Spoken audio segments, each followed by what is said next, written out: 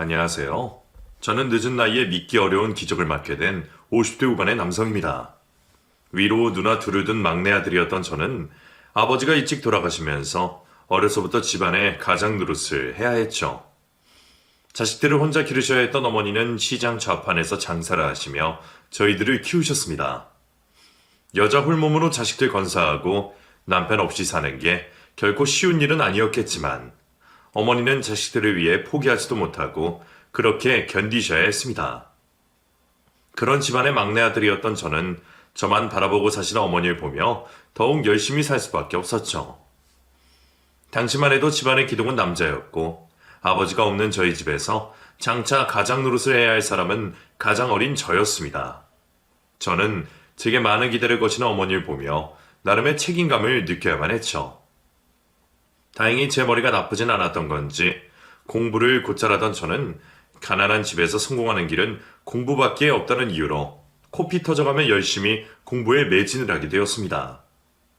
없는 집 자식인 저는 남들이 노력하는 것보다 훨씬 노력해야 겨우 그들을 따라잡을 수 있었기에 저는 밥 먹고 잠자는 시간을 빼면 매일 손에서 책을 놓지 않았습니다.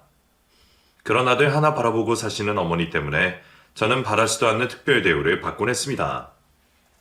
어머니는 없는 살림에서도 공부하는 저를 챙기신다며 가끔씩 계란 하나를 제 밥그릇 위에 올려주곤 하셨는데 워낙 먹을 것도 없고 살림이 궁하던 시절이라 식구들 머릿수만큼 내올 수 있는 형편이 아니었죠.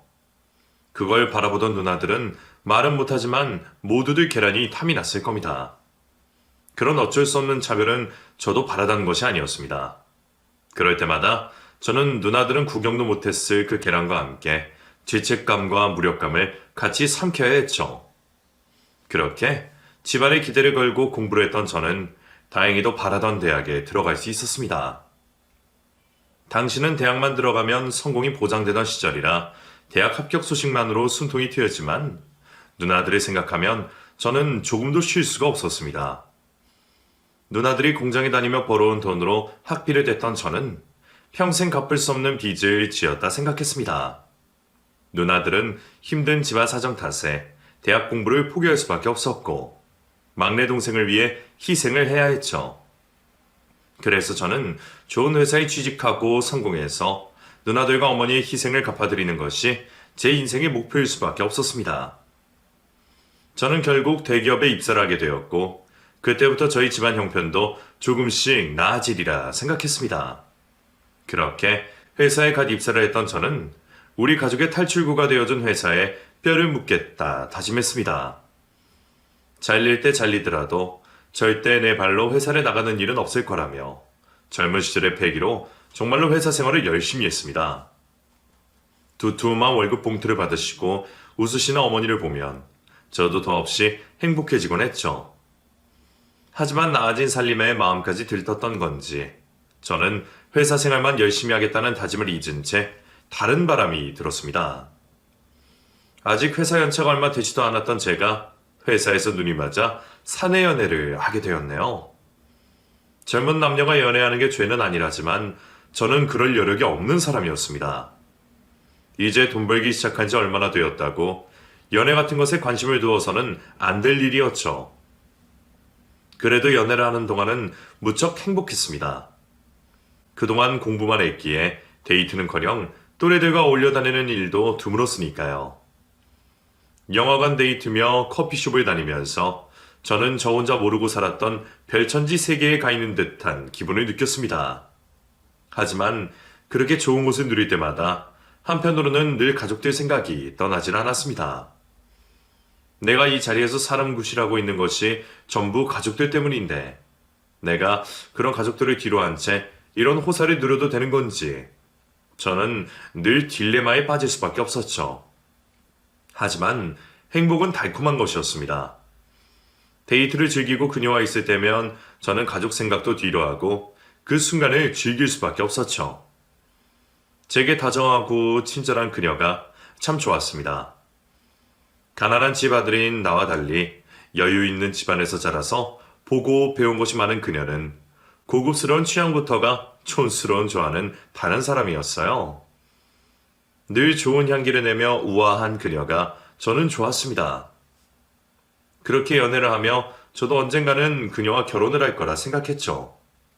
물론 제가 충분히 여유가 있고 준비가 되었을 때 말입니다. 하지만 예상치 못한 그녀의 임신 소식에 저는 당황스러울 수밖에 없었습니다. 기쁘기야 기뻤지만 당시에는 그 말을 듣고 머리가 하얘져서 아무 말도 할 수가 없었어요. 아이가 생겼으면 당연히 책임을 져야 하는데 가진 건 없는 내가 당장 어떻게 결혼 준비를 해야 할지 막막하기만 했죠. 심지어 저는 임신 소식을 듣고 서둘러 찾아간 처가댁에서 그 집 현관을 밟지도 못한 채 문전박대까지 당했습니다. 결국 삼고초려 끝에 겨우 집 안으로 들어간 저는 그제서야 제대로 장인어른과 장모님을 마주할 수 있었지만 두 분 다 저를 무척이나 탐탁치 않아 하셨고 가진 것 없고 백 없는 제게 따님을 내어주기를 꺼려하셨죠. 우리가 은영이 쟤를 어떻게 키웠는지 알기나 하나? 바라보면 날아갈까 만지면 쓰러질까 그렇게 애지중지하며 키웠던 딸이야. 그렇게 키운 딸을 감히 자네 같은 놈이 넘볼 수나 있었을 것 같아? 자네 같은 놈은 딱 보면 알아. 어떻게 배워먹었길래 결혼도 안 한 처녀를 데리고 임신까지 시켰냐 말이야. 이제 자네 때문에 우리 딸 앞길이 막혔으니 어떻게 할 건가? 제가 잘못했습니다. 다 제 탓입니다. 그래도 제가 어떻게든 책임질 테니 결혼 허락만 해주십시오. 저희 결혼해서 잘 살아보겠습니다. 책임? 무슨 수로 우리 딸을 책임지려고? 들어보니 집안도 편변찮고 모아둔 돈도 없다면서 책임이라는 게 말로만 내맨다고 그냥 지어지는 건가? 내 딸을 데려가서 책임지려고 하면 적어도 제대로 된 살림, 집이라도 구해왔어야 했지. 무일푼에 보잘것없는 인간이 책임지겠다고 말만 하면 다인가? 돈도 없다면서 무슨 돈으로 결혼을 하겠다고. 그 말이 정말 서러웠지만 틀린 말도 아니었기에 저도 듣고만 있을 수밖에 없었습니다.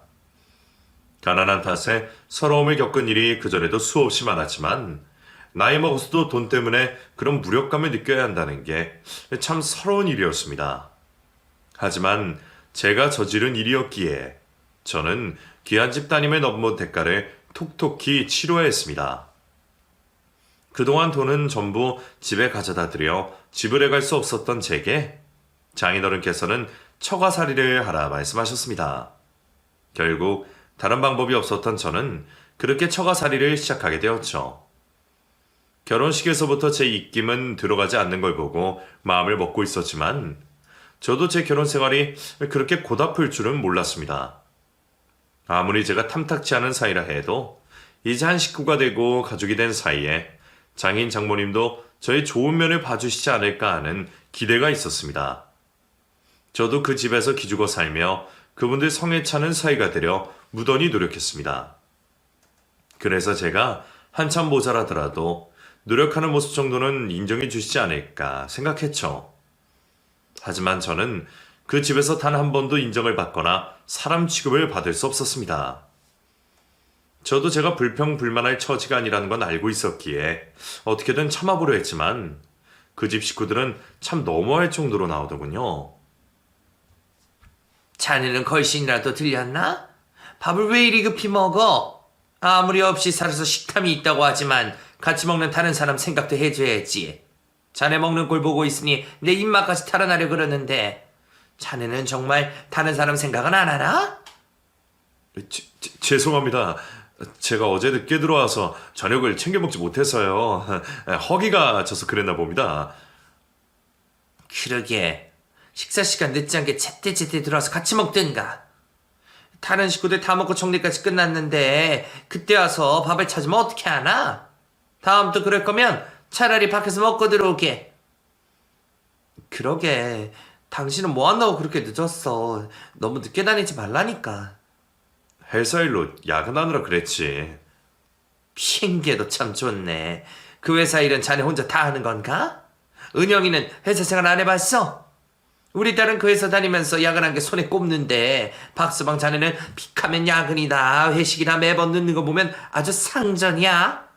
자네는 처가살이가 불편하지도 않은가 보지? 그리고 괜히 밤늦도록 일 붙들고 있고 그러는 것도 다 자네 문제 아닌가? 실력이 있었으면 진작에 다 끝내놓고 정시에 퇴근하지. 누가 그렇게 하루 종일 일에 붙들려 있나? 그 집 식구들은 제가 밤 늦게까지 일하고 야근하며 늦게 들어오는 것 가지고도 제 탓을 하곤 했습니다. 애초에 대기업 다니면서 야근 안 하는 사람이 몇이나 될까요? 저만 야근하는 게 아닌데도 불구하고 장모님은 임신하고 일을 관둔 아내와 저를 비교를 하며 제가 무능력하여 그런 거라며 매번 저를 무시하곤 하셨습니다. 그러면서 식사도 챙기지 못하고 야근하고 들어온 저를 위해 찬밥 한 그릇 내어주지를 않으셨죠. 처가살이가 원래 그렇게 서러운 건가 싶었지만 다른 것도 아니고 열심히 일하고 온 제가 그런 눈칫밥을 먹게 될 줄은 몰랐습니다. 장모님이나 집사람은 그럴 거면 그냥 밖에서 먹고 들어오라며 저를 나무랐지만 사실 제가 그럴 여유가 없다는 건 누구보다 집사람이 잘 알고 있었을 겁니다. 저는 처가댁에 도움받아 얹혀 살면서도 저희 집에 돈을 가져다 드려야 했기에 생활비를 제하고 제가 쓸 돈을 탈탈 털어 어머니께 용돈을 챙겨드릴 수밖에 없었거든요. 그마저도 눈치가 보여서 티도 못 냈지만 연애 시절부터 저희 집안 사정을 잘 알고 있던 아내는 그런 일을 모르지 않았습니다. 그런 저는 밖에서 뭘 사 먹을 돈은커녕 피던 담배나 자판기 커피까지도 끊어야 했죠.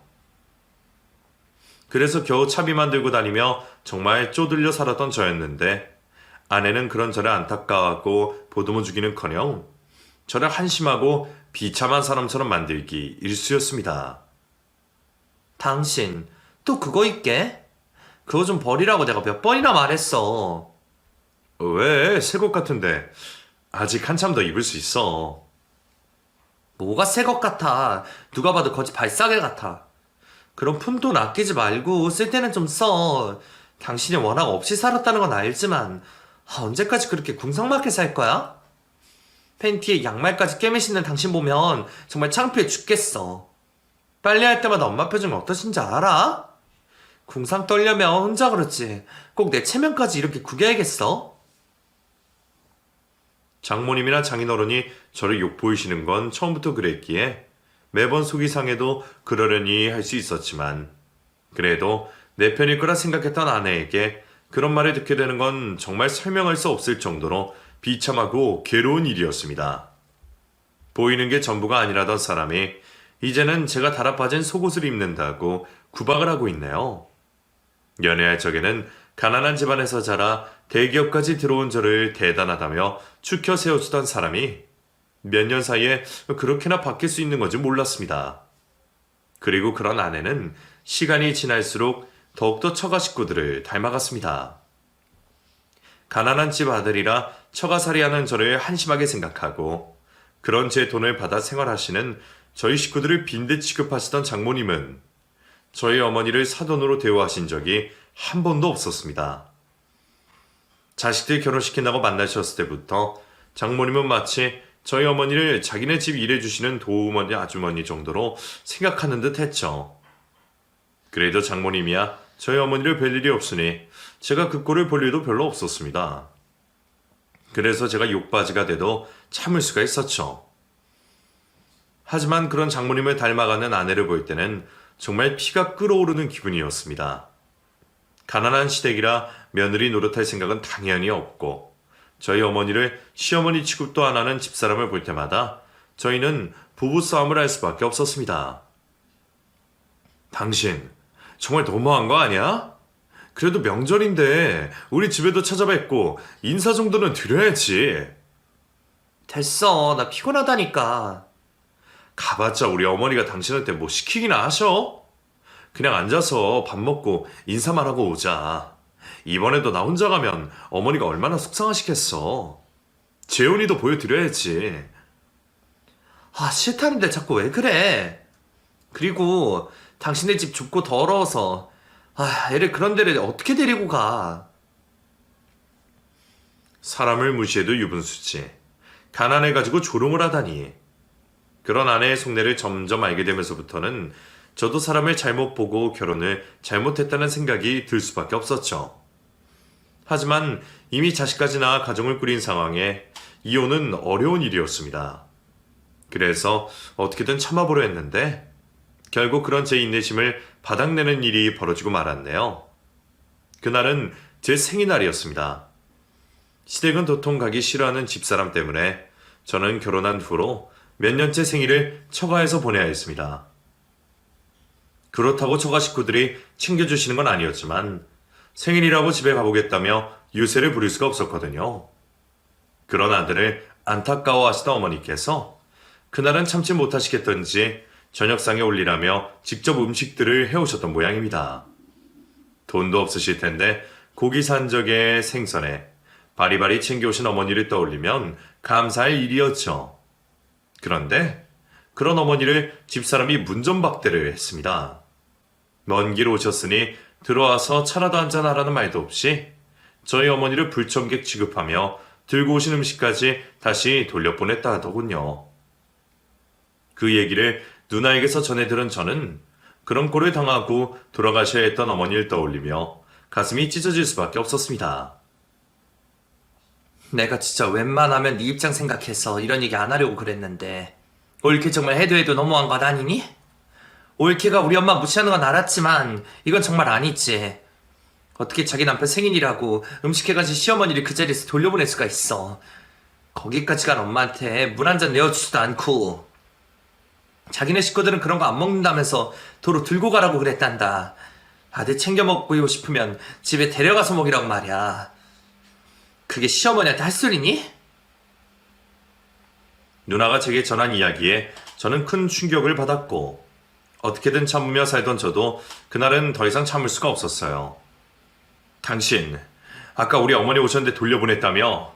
들고 오신 것도 받지도 않고 막말까지 했다며? 어떻게 이럴 수가 있어? 그러게 누가 연락도 없이 찾아오래? 우리 집에 그런 거 들고 들어오면 엄마 싫어해. 당신 엄마한테 또 괜히 욕먹고 싶어서 그래? 뭐가 그렇게 욕먹을 일인데? 자식 생일에 생신상 챙겨다 주시는 게 욕먹을 일이야?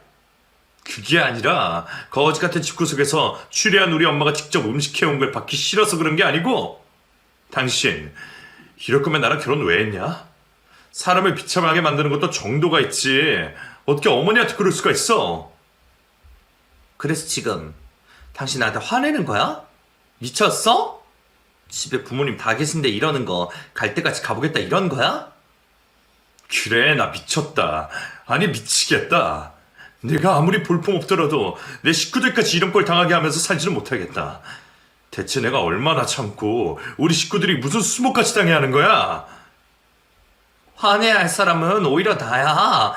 뭐 하나 잘난 것 없는 놈 걷어 먹여줬더니 분수도 모르고 나한테 화를 내고 있어.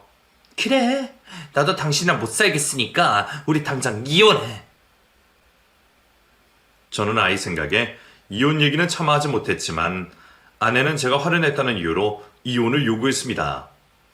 결국 저희는 이혼 소송을 하게 되었고 저는 양육권 소송에서 패소하여 아이의 양육권은 친모가 가져가게 되었습니다.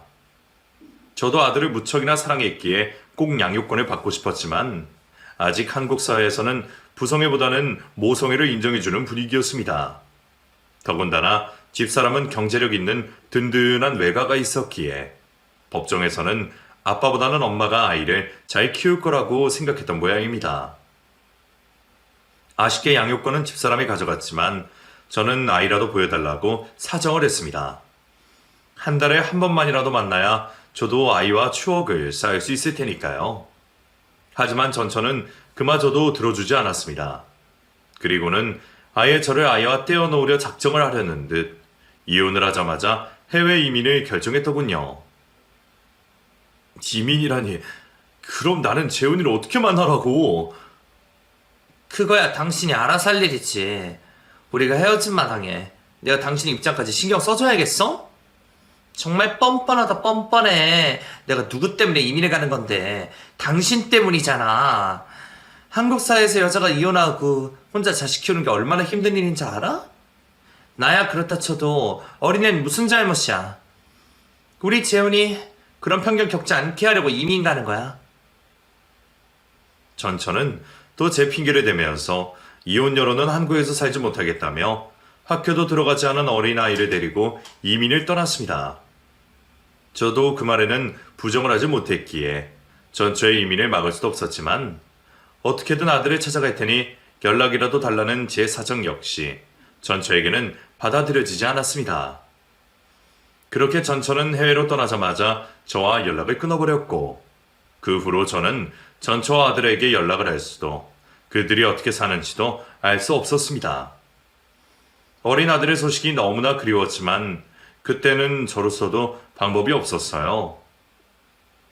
이럴까봐 이혼을 망설였는데 결혼도 이혼도 결국 제 결정이었으니 누구를 탓할 수도 없는 일이었습니다.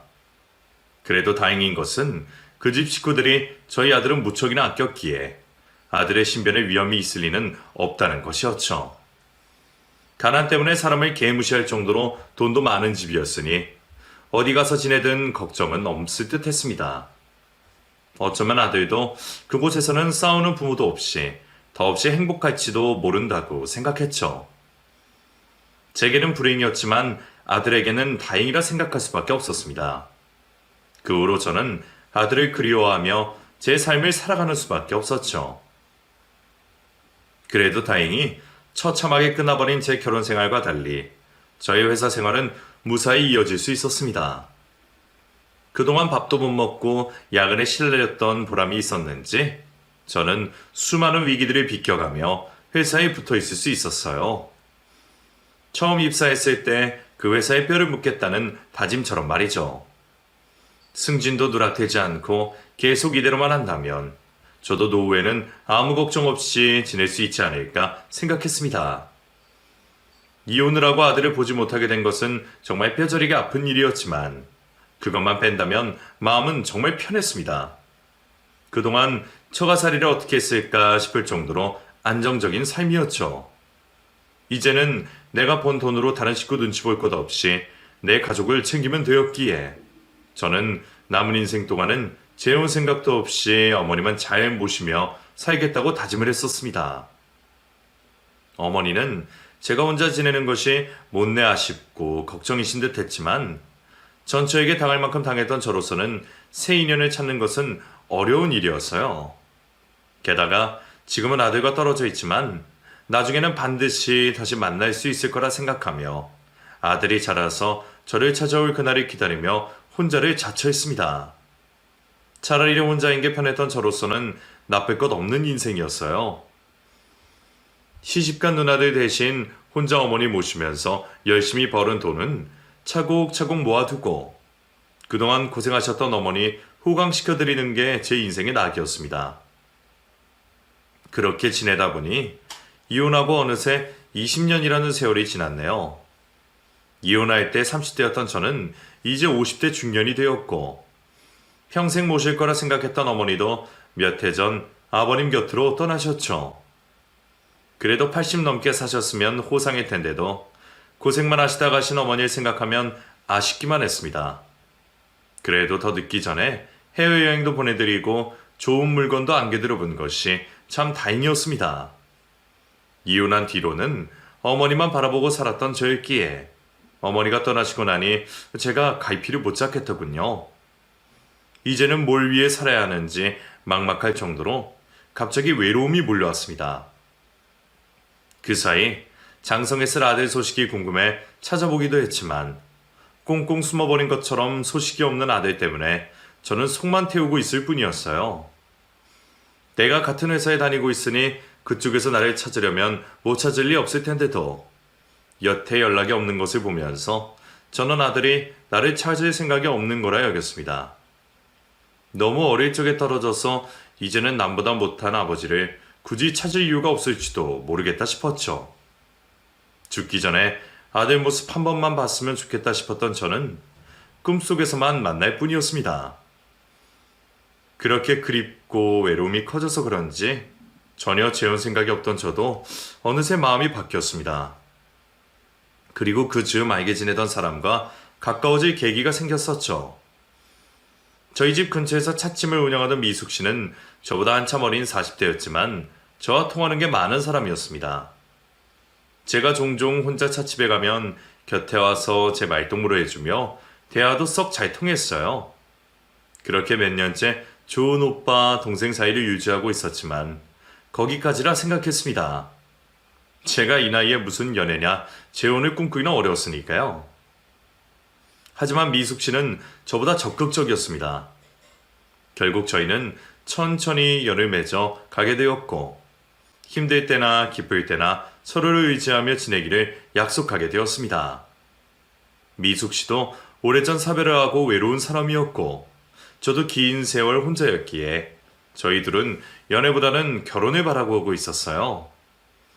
전처와의 기억 때문에 재혼은 꺼려하던 저였지만 미숙 씨는 그 여자와 다르다 생각했습니다.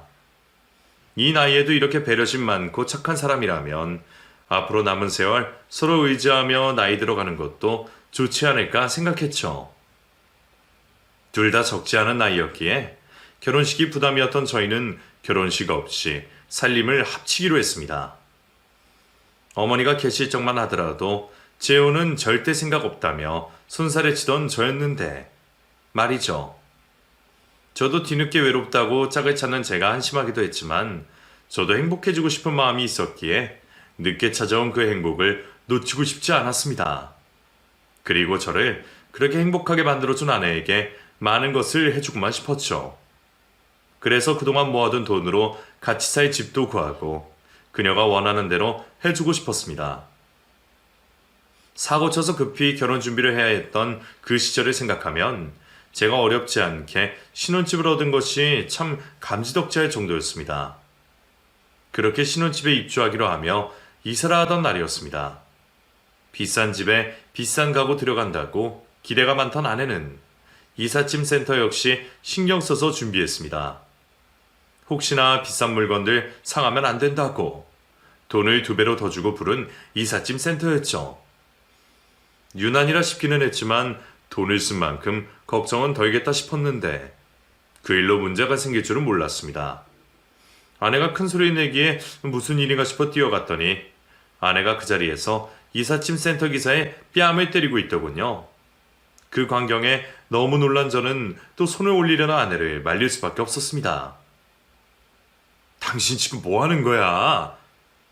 아니 글쎄 이 사람이 시키는 대로 안 해서 내 보석함을 엎었잖아요. 이게 얼마짜린데 진짜. 야, 너 몇 달 일해도 이거 못 갚아. 이게 다 얼마짜린 줄 알아?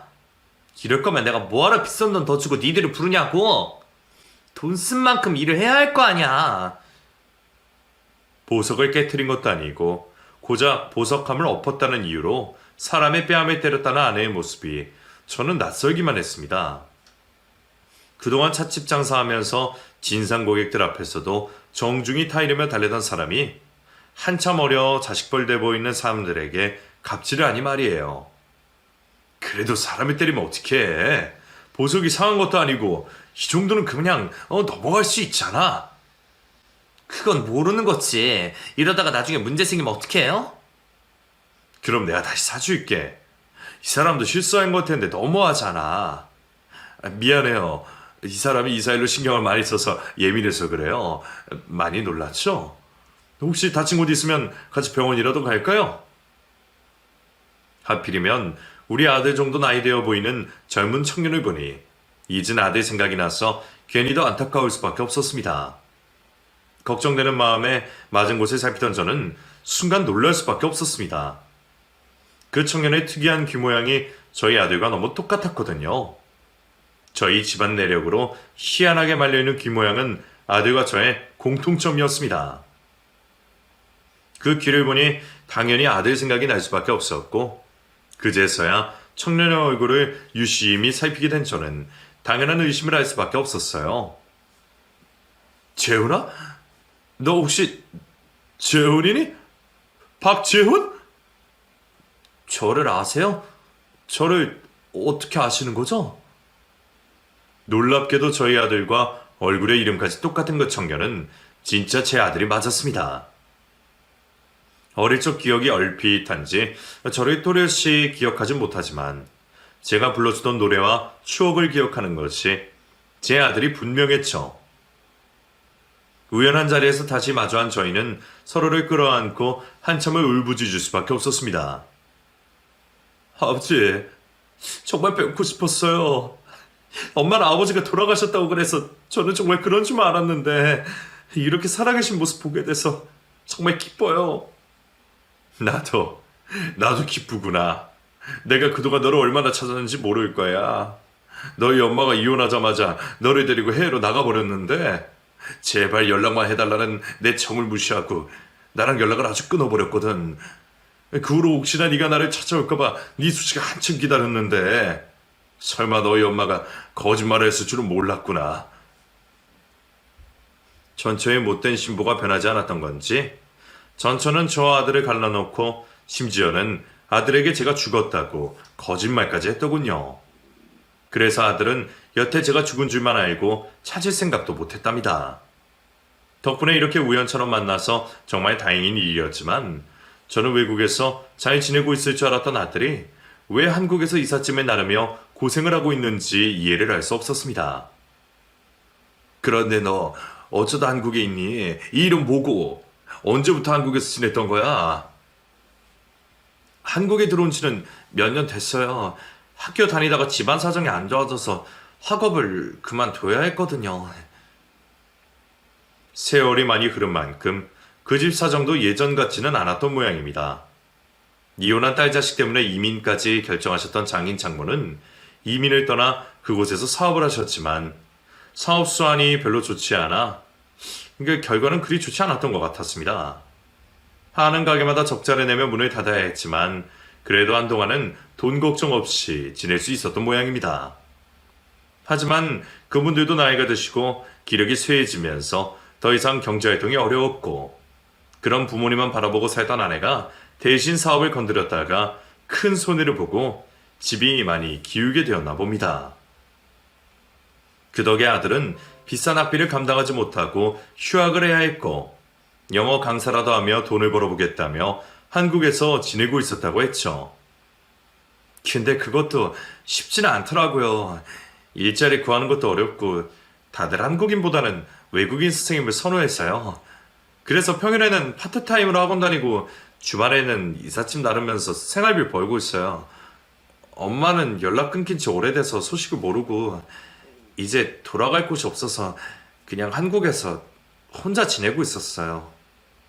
아버지가 계신 줄 알았으면 진작 찾아갔을 텐데 엄마가 그동안 아버지 얘기는 전혀 안 하셨거든요.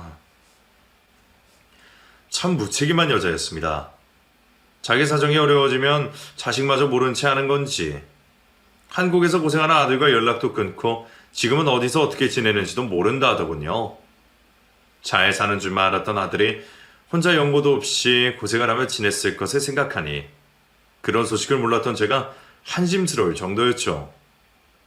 여태까지는 몰라서 어쩔 수 없었다고 하지만 이제라도 사정을 알게 된 이상 저는 아들을 그냥 둘 수가 없었습니다. 아들은 나이도 먹었으니 혼자 지낼 수 있다고 신경 쓰지 말라고 했지만 아들이 지낸다는 곳을 보고 온 저는 아들을 그곳에 그냥 둘 수가 없었어요. 빛도 잘 들지 않는 반지하에서 냉장고 속에 먹을 거라고는 즉석식품과 물밖에 없는 꼴을 보고 어느 부모가 자식을 방치할 수 있겠습니까? 그래서 저는 그 길로 곧장 아들의 짐을 싸서 저희 신혼집으로 데려갈 수밖에 없었습니다. 나중에 천천히 새 집을 얻어주더라도 당장은 한시라도 그 어두컴컴하고 곰팡대 나는 곳에 지내게 할 수가 없었죠. 워낙 갑작스러운 일이었기에 하루아침에 다 큰 을부라들과 지내게 된 아내에게는 미안한 일이었지만 아내도 낮에 있었던 불미스러운 일 때문인지 그런 제게 불만을 표현하지 못했습니다. 미안하지만 당분간은 재훈이 여기서 지내게 해야겠어. 애가 그런 말도 안 되는 곳에서 지내는 꼴을 어떻게 보겠어? 그동안 잘 먹고 다니지도 못한 것 같은데 밥이라도 잘 챙겨 먹여서 보내야지. 당신한텐 미안하지만 불편하더라도 조금만 이해해줘. 그럼요. 당연히 그래야죠. 당신 아들이면 내 아들이나 다름없는데 내가 불편하게 뭐 있어요? 그리고 재현아, 아까 낮에 이름 미안해. 내가 원래 그런 사람이 아닌데 아까는 나도 모르게 실수를 했네? 내가 잠깐 정신이 나가기라도 했었나 보다. 앞으로 같이 지내야 하는데 그런 건 잊고 용서해 주렴. 아니에요. 처음부터 제가 실수했던 건데요, 뭘. 저야말로 잘 부탁드립니다. 그나저나 제가 두 분 신혼집에 얹혀 살면서 민폐가 아닌지 모르겠네요. 그게 무슨 말이야, 재원아. 너는 내 아들이야. 내가 지난 20년을 그리워하다가 겨우 다시 만난 아들을 모른 척 해야겠니? 너는 네가 다 자란 어른 같을지 모르지만 부모한테는 자식은 평생 걱정이란다. 그러니까 괜히 혼자 독립할 생각 말고 이렇게 한번 살아보자. 네가 정 불편하면 근처에 괜찮은 집 구해보겠지만 그때까지라도 우리 다 같이 한 가족처럼 지내자꾸나. 그래, 아줌마가 잘 챙겨줄 테니까 재훈이도 편하게 지내렴. 낮에 일을 사과하며 먼저 제 아들에게 잘 지내보자 말하는 아내가 저는 고맙기만 했습니다. 약자 앞에서 갑질하던 모습이 저도 몹시 충격적이기는 했지만 사람은 다소 실수를 하지 않습니까? 한 번의 불미스러운 일로 사람을 다시 보기에는 그동안 저희가 알고 지냈던 시간이 더 길었던 탓에 저는 다시 한번 아내를 믿을 수밖에 없었어요. 다행히도 아내는 그런 일은 있지도 않았다는 듯 제 아들에게 잘해주려 노력했습니다. 제가 없는 동안에도 아들에게 진수성찬을 차려주고 아들이 편히 지낼 수 있게 많이 도와주려 하는 듯 했죠. 하지만 저의 그런 생각은 얼마 되지 않아 의심으로 바뀌기 시작했습니다.